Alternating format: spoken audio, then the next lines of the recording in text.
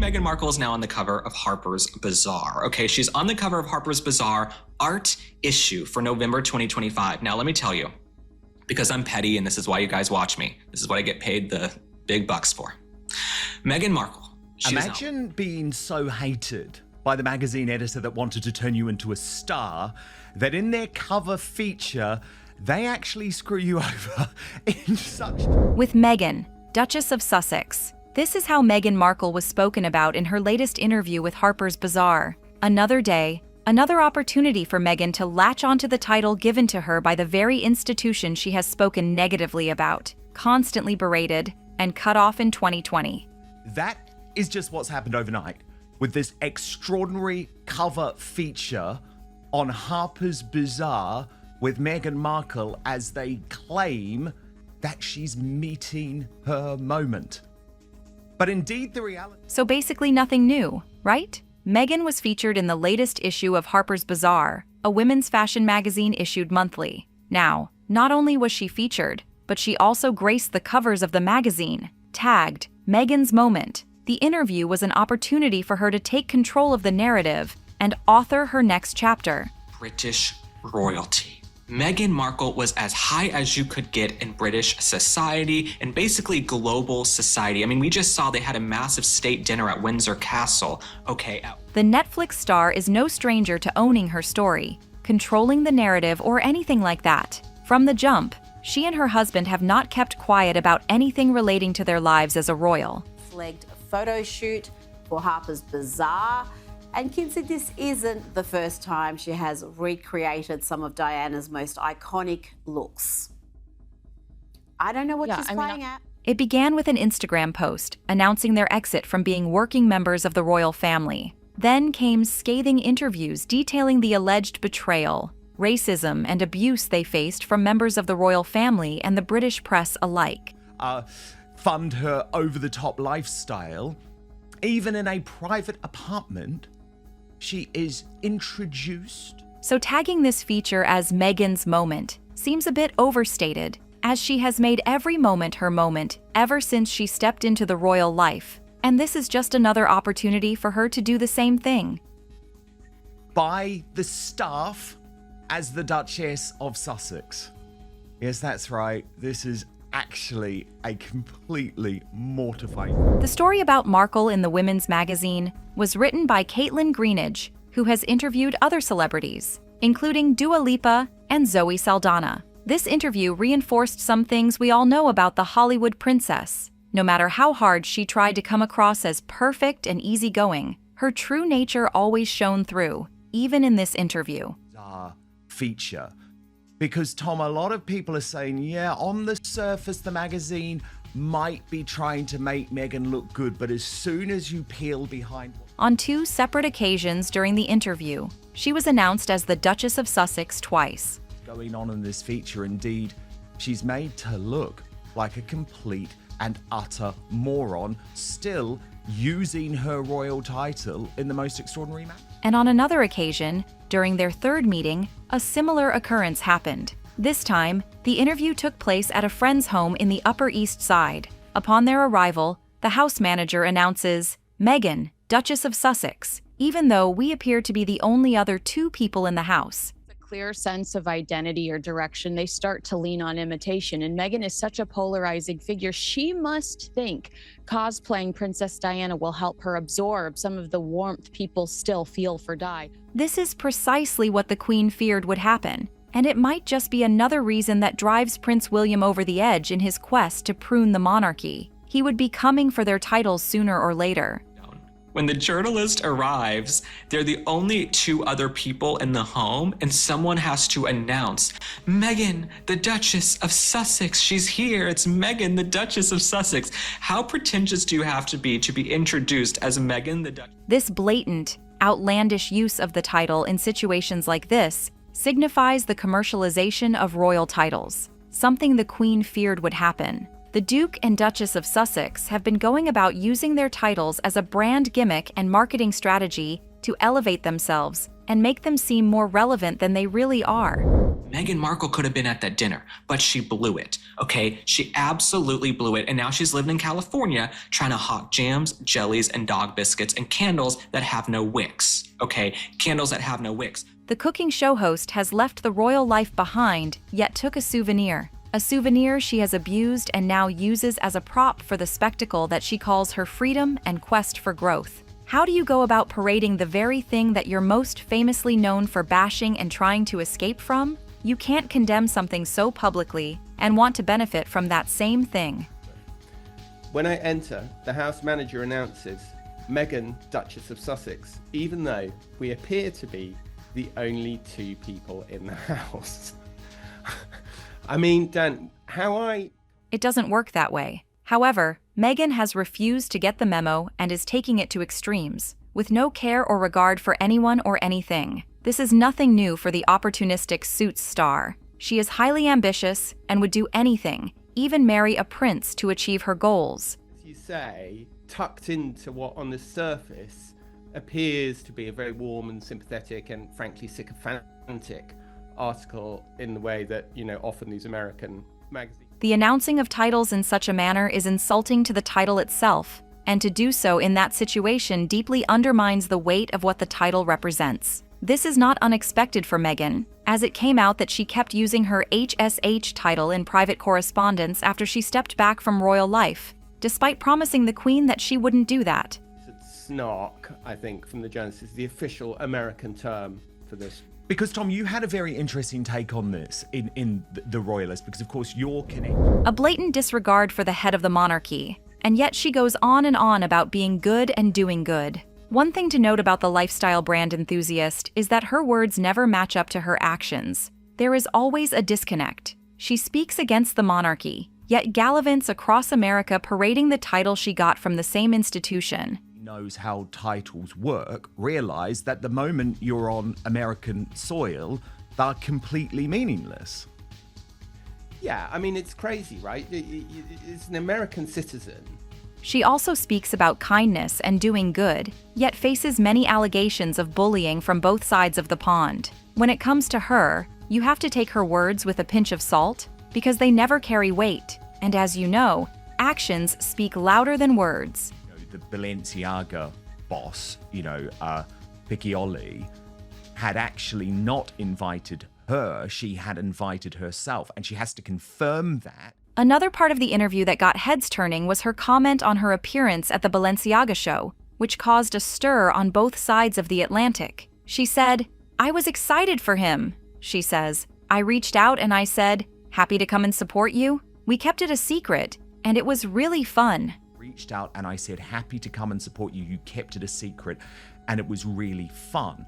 And so I believe what she said. The him, in particular, is Pierpaolo Piccioli, the creative director of Balenciaga and a close friend of Meghan. Her presence in this particular event caused a stir in the media. Yet, she glossed over all that and spoke about it being really fun. Well, that's typical tone-deaf behavior for the Duchess of Sussex. But she's not actually quite prepared to go that far, and there is a lot of woke mumbo. The comment also shows how far she'd go to insert herself in certain places in a bid to stay relevant and save her failing influence and celebrity status. She went so far as to invite herself to the event and maybe thought to herself, consequences be damned, at least people would talk about me.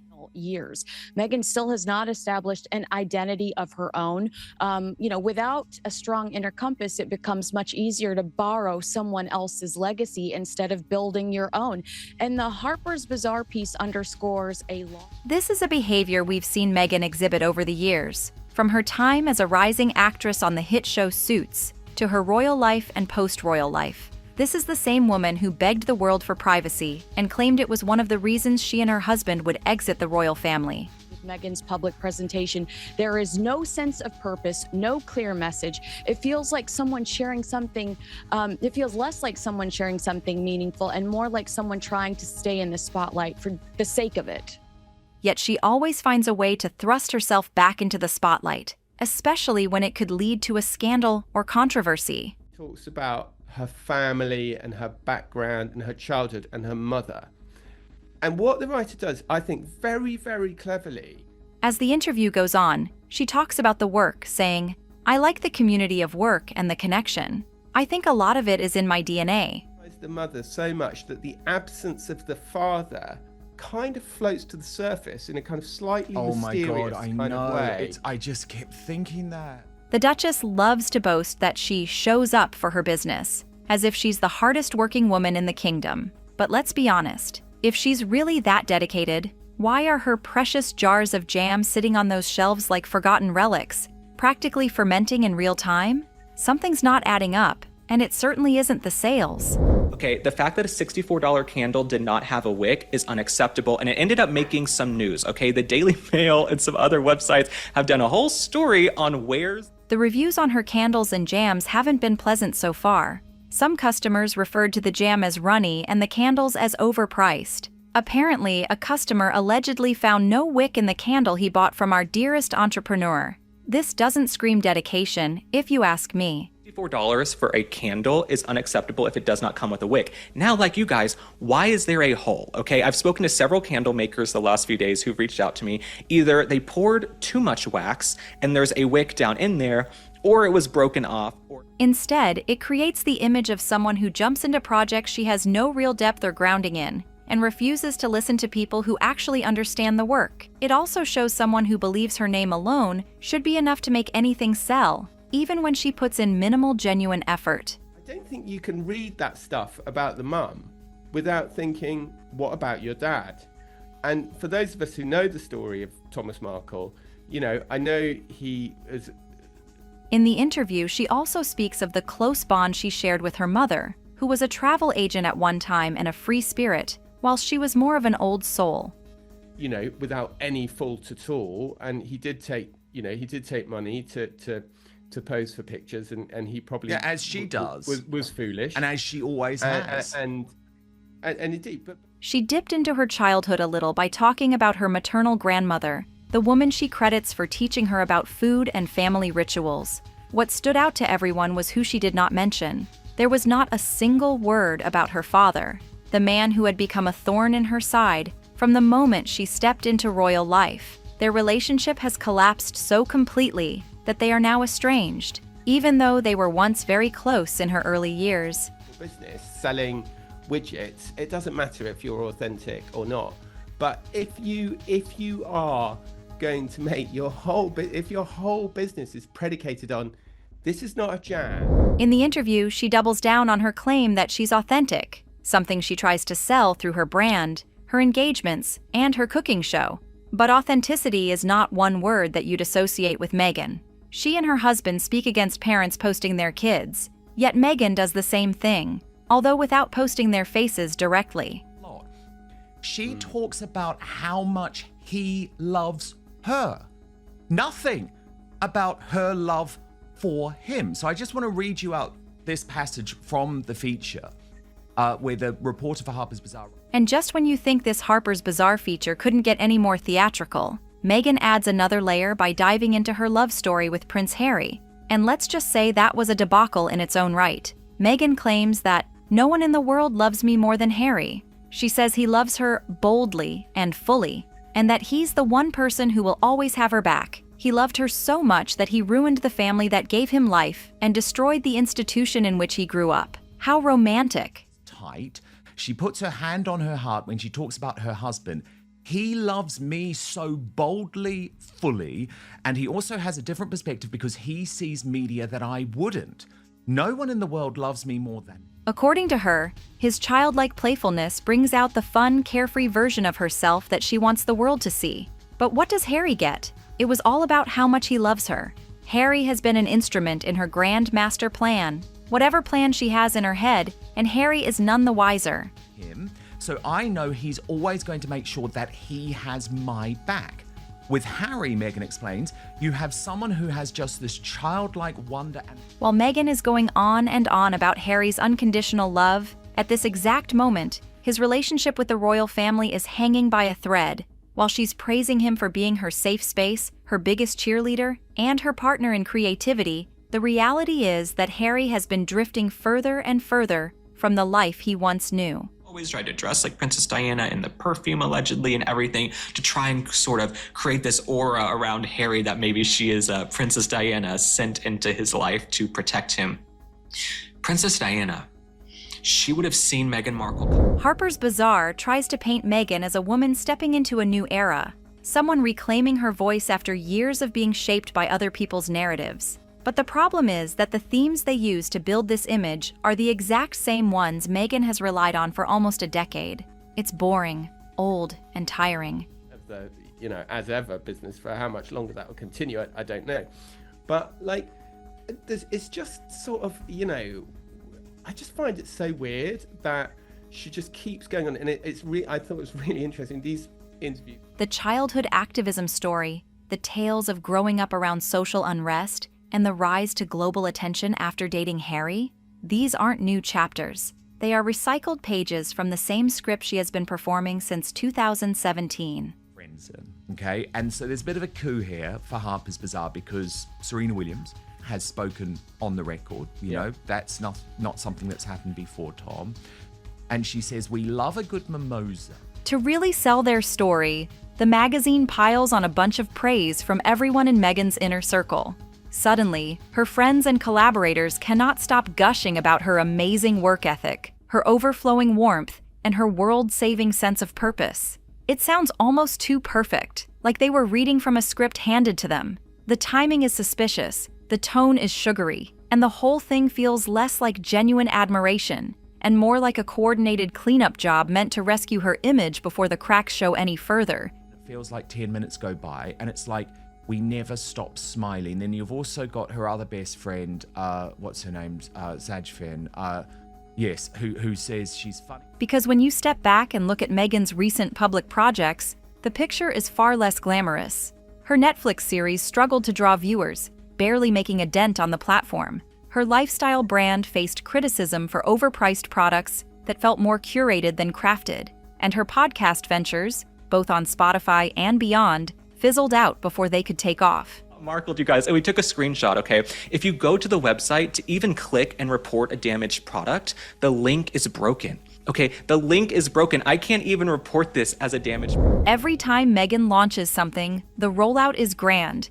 but the reception is underwhelming, and that's where the disconnect sits. Harper's Bazaar describes a powerhouse entering a creative renaissance, but the results don't match the narrative. Coming from a million miles away, and it seems like the late Prince Philip maybe saw her coming. He allegedly gave Prince Harry a warning about getting married to Meghan Markle ahead of the wedding in 2018. The interaction was detailed. By the end of the interview, what should have been a triumphant reset reads more like another performance, another attempt to reshape a story that the public stopped reading a long time ago. Harper's Bazaar hoped to show Meghan having a breakthrough moment, but the reaction online shows something very different. Mission no, but when I enter, the house manager announces, Meghan, Duchess of Sussex. People are tired. They've seen this act before, and instead of ushering in a fresh chapter, this feature only highlighted just how stuck she is in the same old narrative.